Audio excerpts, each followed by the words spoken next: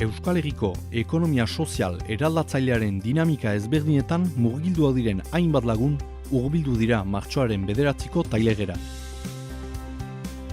3 atal izan ditugu aztergai: elikadura burujabetza, energia burujabetza eta moneta burujabetza. Bakoitzean, potentzial handiko ekimenak martxan daudela konstatatu ahal izan dugu. Aldi berean, erran beharra da gehienetan ez dutela beste ekimenen berri zehatzik. Bestalde, Euskal Herriko eremu administratiboek ezaugarri propioak badituzte ere, legedietan, Ipar eta Hego Euskal Herriaren arteko harremanak estutzeko posibilitateak eskaintzen dituzten zirrikituak badaude.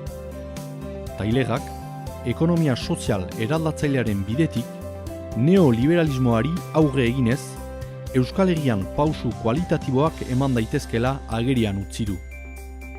Gogoeta honen jarraitzeko, ondoko hitzordu nagusia Bilbon dugu, apirilaren 9tik 11 iraganen diren Transform sarearen jardunaldiekin.